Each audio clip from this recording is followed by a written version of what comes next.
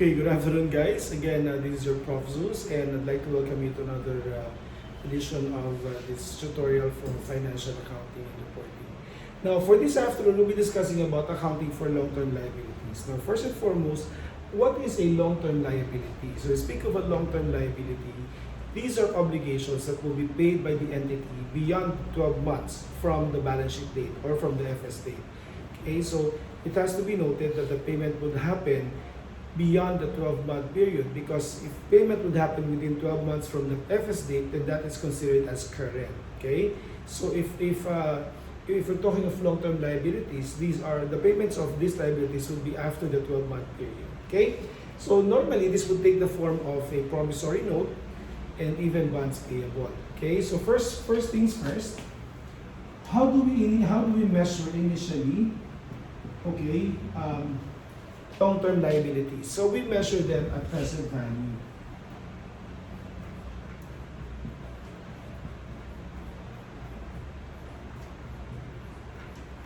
And what do you mean by present value? When we speak of present value, that is the value of the obligation today at the date of transaction, not tomorrow or settlement date, but what is the value of that obligation today. Okay, now, for final measurement of this obligation, we measure it at amortized cost. And when we speak of amortized cost, this is equal, amortized cost is equal to what? This is equal to the principal amount of the obligation minus any payments made to principal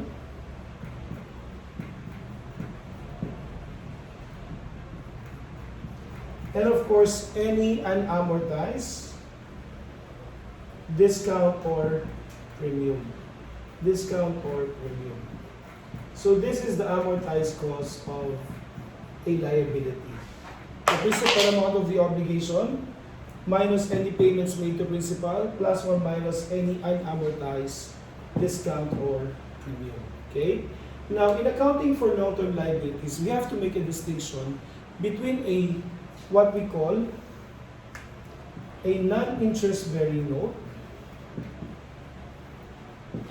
versus an interest bearing note. So when we speak of a non-interest bearing note, on the face of the instrument, that is the promissory note, there is no implicit interest rate stated on the instrument. Okay, so what you have there is the principal, which is the amount payable at maturity. But when you speak of an interest-bearing note, here, you can see the indicated, or there's an indicated interest rate on the promissory note itself. Okay, so that's the difference between interest and non-interest-bearing promissory note. Now, how will this affect our discussion? We'll discuss later.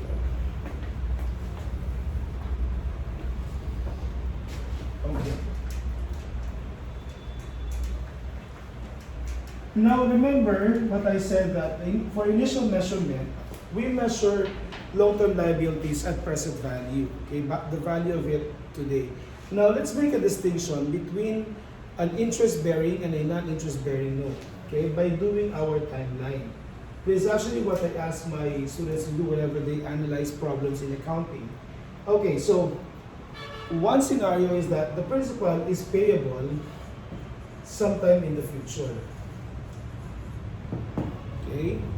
Now another scenario is that the principal is today, and what is payable in the future is principal plus the interest. So clearly, this one, the first one, is an example of a non-interest bearing note, because as I mentioned, on the face of the instrument, there is no indicated interest. So therefore, the principal amount of the obligation is payable at maturity. So that is what we call the future value of the obligation. Okay? Whereas the second scenario, the principal is at present value, because the future value of the obligation is equal to the principal plus the interest. So this is what? The interest-bearing note. Okay? So this is how it looks like. For non-interest-bearing note, the principal is the future value of the obligation. Well, in a non-interest bearing note, the future value is principal plus the interest. Now remember what we said earlier that for the initial measurement of long-term liabilities, we measure it at present value. Now looking at the non-interest bearing note, the principal is the future value of the obligation. So therefore, we need to discount this, okay, to get the present value because this is the present value of the obligation. Okay? So for the non-interest bearing, we have to discount to get the present value of the obligation. For interest bearing note, okay, is there a need for us to do discounting? No more. Why? Because the principal is already at the the present value of the obligation. So that's the difference between an interest bearing and a non-interest bearing note insofar as accounting for long-term liabilities are concerned. Now, in discounting, so here you have to discount. So general rule is if it's a non-interest bearing note, we have to discount the liability to get the present value of the obligation, and this is the amount that we are going to record. So definitely there's going to be a difference between the future value and the present value. And the difference is what we call the discount on the note, discount on notes payable. Now what do we do with this discount on notes payable? Now remember at maturity, the amount that should be paid is the principal amount. Okay, but at initial recognition, we will record a discount on notes payable. So needless to say, by the time the principal is payable, this discount on notes payable should no longer be in the book, so that in the books, what we will see is only the principal amount of the obligation. So therefore, during the term of the note, we have to amortize. We have to amortize this discount on notes payable over the term of the liability. Okay? And when we amortize this is a liability. This is amortized through what we call interest expense. So we are charging interest expense, okay, every end of the year until the maturity of the obligation. So at maturity, the recorded discount would be equal to 0, and what will be left in the books is the principal amount of the obligation. Thus, when there's a settlement, all they have to do is to debit notes payable and credit cash for the principal amount of the obligation. Okay?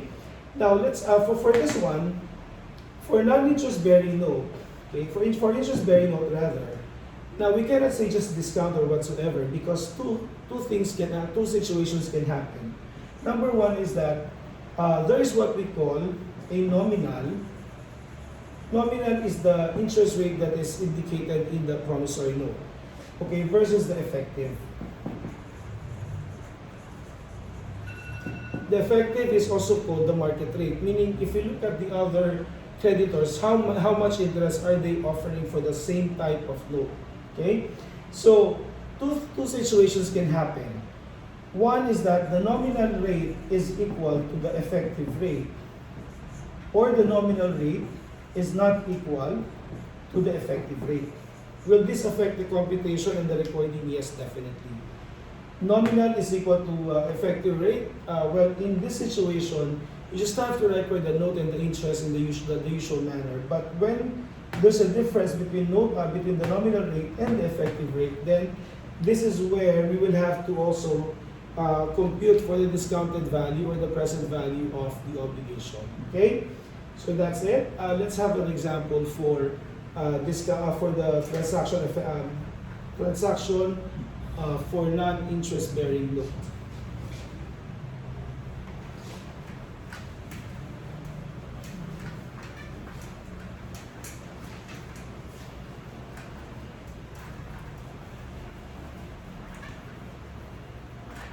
Okay, let's have this example. Let me adjust. Okay.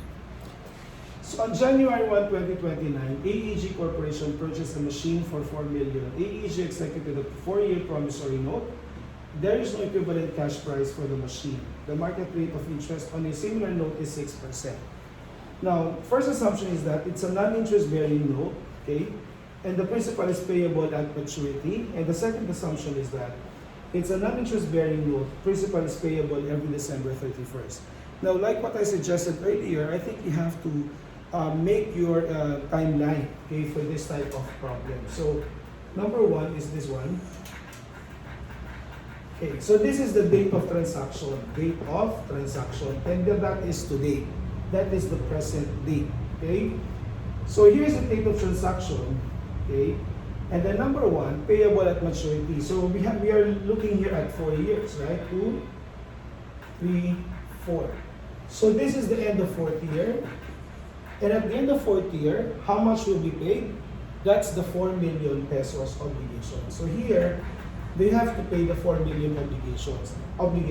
So looking at the timeline, the 4 million is what? Is called the future value of the obligation. What did we mention earlier? That for initial measurement of this obligations of this time, we have to get the present value. So therefore, we have to get the present value of this 4 million, and this is the value that we will recognize in the books. Now, how do we discount this one? First and foremost, the rate that we're going to use is the effective rate of interest. Okay, so we get the present value factor. Now, with regard to the present value factor, what present value factor are we going to use for this type of problem? Now remember, there are two types. You have the present value of 1 and the present value of annuity. Now, when do we use the present value of 1 and when do we use the present value of annuity? We use the present value of 1 if the payment is lump sum, like in this case, or it could be a series of payment but the amounts are not the same. Okay, so we will make use of the present value of 1 if there's only one payment, like in this case, 4 million at the end of the fourth year, or it could be a series of payments but the amounts are not the same. Say for example, first year 2 million, second year 1 million, third year 500,000, fourth year 500,000. If those are the amounts given, then you cannot use the annuity, because annuity actually is used only when there's uniform amount. Okay? Uniform amount. So if the amounts here are uniform, say for example 1 million every year, instead of using the present value of 1, it will take you time before you can compute for the present value if you use this. You can use the present value of annuity. Now, how do we get the present value and the present value of annuity using an ordinary calculator? This is what we do. So that's 1 plus the rate of interest, and this is constant. Divide division twice. Press division sign twice. And then the equality sign, this is based on the number of periods. Like in this case, it's for 4 years, right? Maturity, 4-year promissory note, so 4 periods. Okay? And then what you will get here is the present value of 1. If you would like to get the present value of annuity, from here you divide this by, you deduct 1 minus 1 and divide this by the rate. Again, this is your constant. Okay? Now let us try.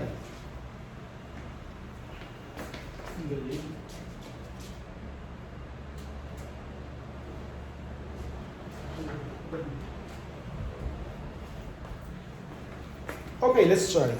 So we have here 1.06 here.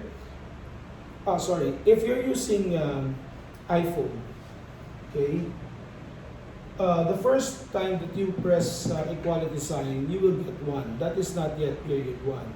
It should be a decimal. Okay, so you have to press 1 again, and when you see it's decimal, that's the first period. So divide, then press equality sign 4 times. 1, 2, 3, 4.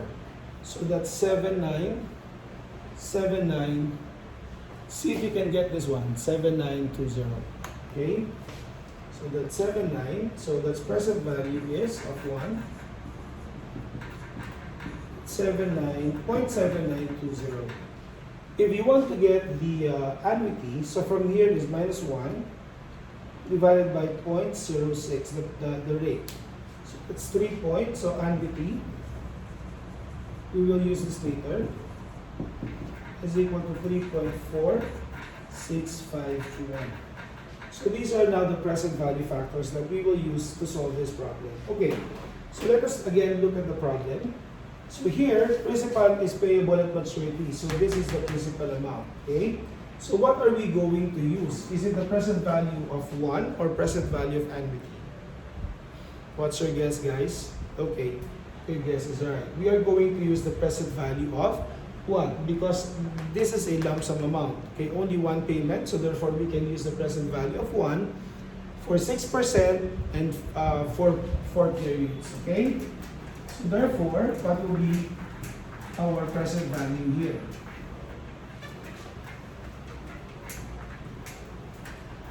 Okay, so let us do this. So that's 4 million times 0.7920. 0.7920. So that's 4 million.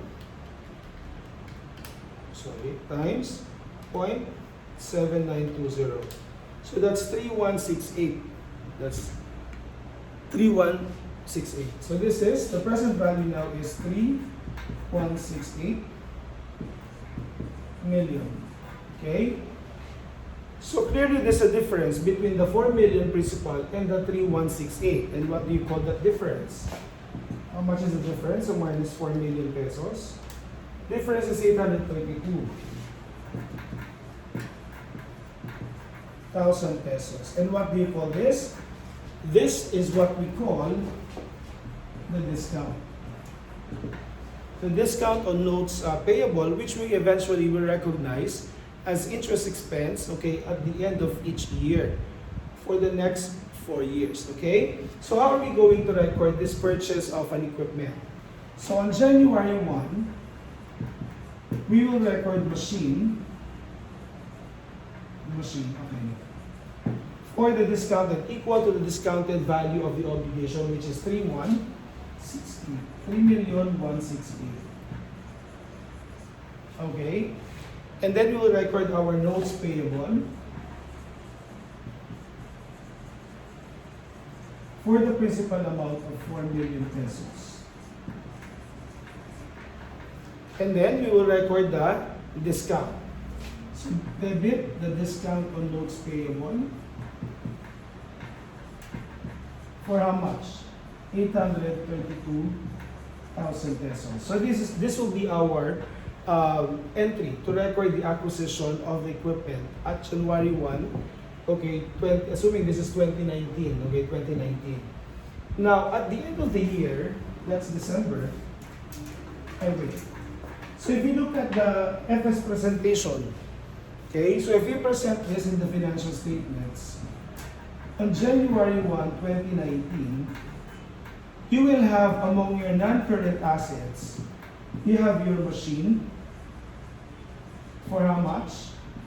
3,168,000. Okay. And then among your non-current liabilities, you have your notes payable. For how much? This is 4 million pesos. Then we deduct the discount on notes payable. For how much? 822,000. So therefore, we are presenting it at its present value or discounted value, 3,168,000. So in your statement of financial position, on January 1, 2019, you will see your non-current assets machine at 3,168,000, and among your non-current liabilities, you have notes payable for 4 million, which is the principal amount, less the discount on notes payable for 832,000. So you're showing 3,168,000. Okay? So what will happen on December 31? On December 31, we will have to amortize this discount. Remember, this discount will have to be allocated over the 4-year period until maturity. So that at maturity, the discount on notes payable will be equal to 0, and what will be left will be the 4 million obligation. Okay? Let's do this. So how do we compute for the amortization of the discount? At December 31st.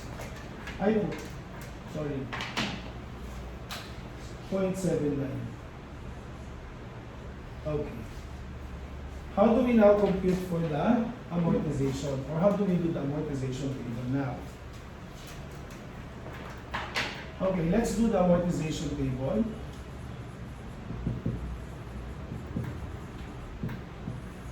Okay, so here, we will show the interest portion and the carrying value of the obligation. Okay, so on January 1, the transaction date, the carrying value of the obligation is 3168. Right? That is the carrying value of the obligation. Now, on December 31 of each of the year, we will have to amortize that. So what is the amount of interest? That will be equal to the carrying value of the obligation multiplied by the effective interest rate. So that's 3168 times 0.06. That is 190,080. Okay, remember, in amortizing this obligation or the discount, the objective is for us to reach 4 million, okay, by the end of the 4th year.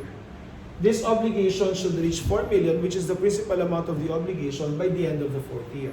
So therefore, our amortization will eventually increase the carrying value of the obligation. Okay, so that's 3168 plus 190,080. This is 3168 plus 190,080. 3,358,000. Okay, this is 2019, December 31, 2020. So again, that is the carrying value of the obligation multiplied by 0.06 will give you 201,485. So 201,485 plus 3,358. And this is 3,559,485. So if you would notice, the carrying value of the obligation is increasing until it will reach 4 million pesos at the end of the 4th year. Okay? So December 31, 2021, 0.06. So that will be 213,569. Okay? So 3,559,485 plus 213,569. This is 3,773,004. Okay? And then on the last year, 2022, times 0.06, 226,383. Okay, so this 3773054 plus 226,383. So there's a difference, there's a slight difference because this is 3,999,437. So minus 4 million. So that's 563. What we will do with this one is that we will just add it to the last interest. Okay? So let us add 563. 226,383 plus 563. So this should be 226,946.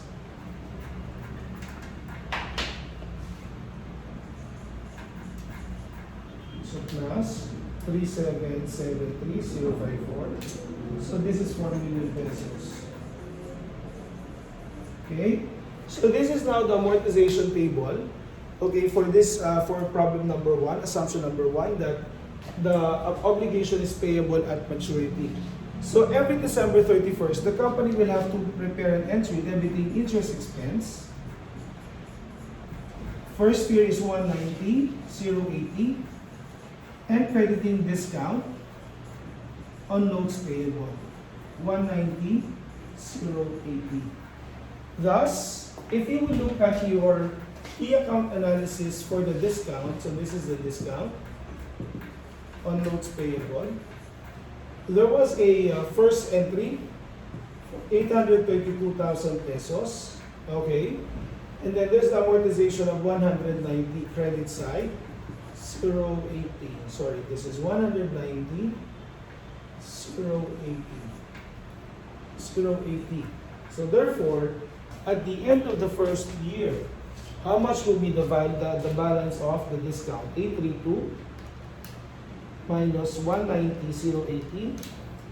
So this is 641,920. This is now the balance of our discount on notes payable. So therefore, at December 31, you will now have notes payable in your non-current liabilities, again for 4 million pesos, and we will deduct the discount on notes payable for 641,920. So therefore, the remaining value of the obligation is minus 4,300,3,358, which is the, okay. So there's just wait, there's a difference here. 3168, sorry, plus 190,080. So it should be 080. Slight difference, error, okay? So, sorry for that. So this is 080. So this is now the carrying value of the obligation, which is equal to this one on the second year, okay? So this is how you will solve this type of problem if the note is a non-interest bearing note and the principal is payable at the end or at maturity. Now, on the second assumption here, that the principal is payable every December 31st. How will this change the computation? Now this time, every year, every December 31st, okay, let's erase this one.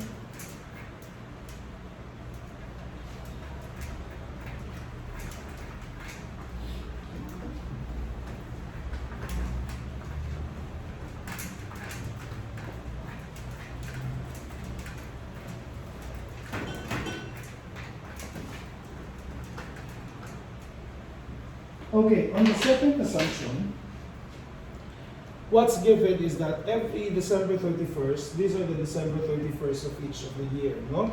We will have to pay 1 million, okay, until 40 years, so that everything will be equal to 4 million, okay? So therefore, here you have 1 million pesos to pay. Also 1 million here, 1 million here, and then 1 million on the fourth year. So total of all of this is 4 million pesos. So that is how your timeline looks like, okay, for the second assumption. So if you would notice, guys, here the difference is that there's an equal payment at the end of each year. Now, if I'm going to ask you again, what are we going to use here? Remember, we're going to discount each of this one. So you can use present value of 1 to discount each and every 1 million pesos. But if you would notice, the amounts are the same. And what did I tell you kanina? If the amounts are the same, okay, for you to easily compute the present value, make use of the present value of an annuity. Okay, I erased the present value of annuity. So let's compute for the present value of annuity. So therefore, let's compute for the present value of annuity factor. Again, that's 1.06 divide. 1, 2, 3, 4 minus 1 divided by 0.06. So that's 3.45. Okay. So therefore, the present value of the annuity is 1 million multiplied by 3.4651. So this is now this is how we will compute for the present value of the obligation. So that's 1 million pesos times 3.4651. So that's 3,465,100. So this is now the present value of the obligation. So what will be our entry to record the acquisition of the machine at January 1, 2019. So the entry would be on January 1. So we will debit machine again for the discounted or the present value of the obligation. So that's 3,465,100. And we will credit what? We will credit notes payable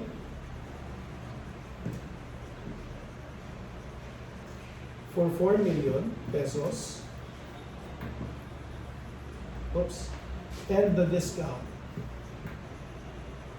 Discount on notes payable for how much? How much is the discount? Let's compute. So minus 4 million. 500. So 534,900. Okay? So we have now the discount on the notes payable amounting to 534,900. Okay? So again, if you prepare your statement of financial position as of January 1, which is the date of the transaction, you will have among your non-current assets a machine for how much? 3,465,100. And among your non-current liabilities, you have your notes payable for how much? That's 4 million pesos. And then less the discount of 534,900. So therefore, how much is the value of the obligation? That's 3,465,100.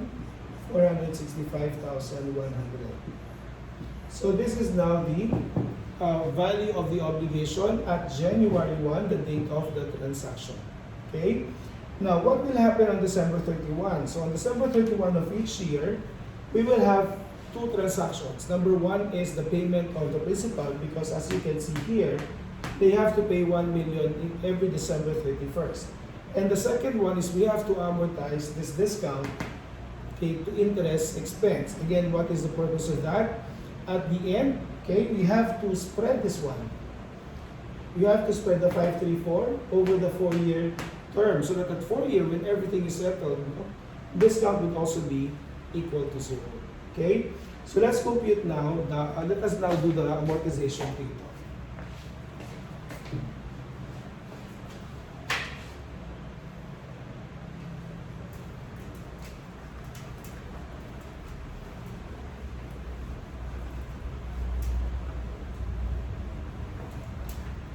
Okay.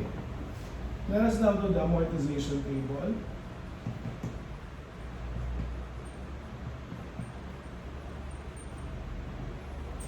Okay.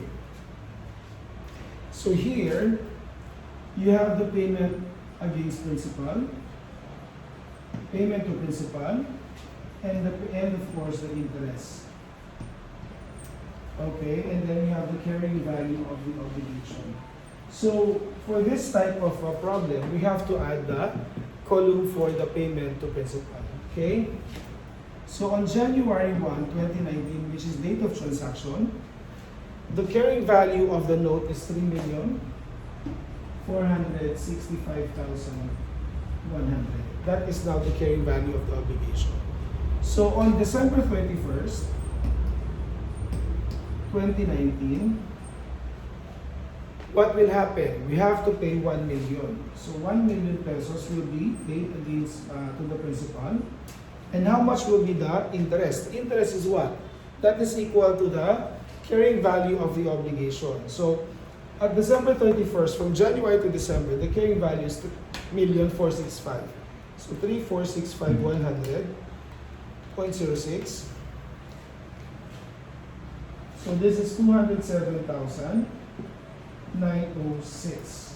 So to compute the new carrying value at December 31st, you have the carrying value plus, minus the principal payment plus the interest. So that would be 3,465,100 minus 1 million plus the interest of 207,906. So therefore, this is 2,673,006. Okay? On December 31, 2020, again, there's another 1 million that will have to be paid. And, okay, so therefore, 0.06, that would be 160,380.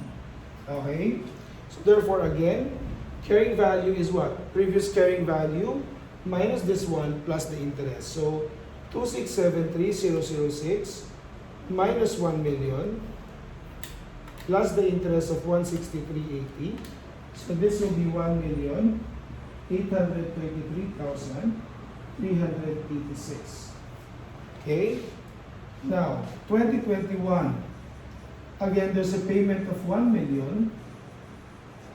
Okay, times 0.06. So that would be 110,003. So therefore, the carrying value 18386 plus minus 1 million plus 110,003. So therefore, this is 943,389. Okay, and then on the 4th year, that's 2021, another 1 million deduction for the payment of principal.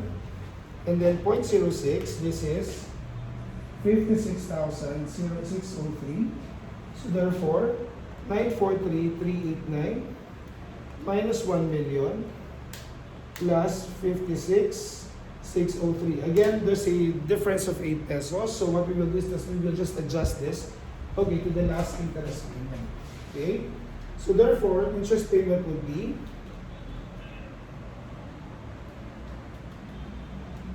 okay. That's 56,611. Okay, so therefore this is now equal to 0. So this is now the amortization table for question number 2. If the principal will be paid at the end of each year for 1 million pesos. Okay? So again, at December 31 of each of the year, the company will have to prepare 2 entries. Number 1 is to pay the principal amount. So debit notes payable for 1 million and credit cash for 1 million. And then recognize the amortization. Okay? So debit interest expense, credit discount on notes payable for this one, 207,906 for both. Okay, so you just continue the process, the entries, and then of course prepare the T-account analysis. Okay, for you to be able to solve this problem completely. Okay, any questions with this one? If you have questions, just put in the comments, and I promise to get back to you guys. Okay, thank you very much, and see you again as we continue our discussion about accounting for long-term liabilities. For the next episode, we will discuss about interest-bearing long-term liabilities. Okay, thank you very much, and bye.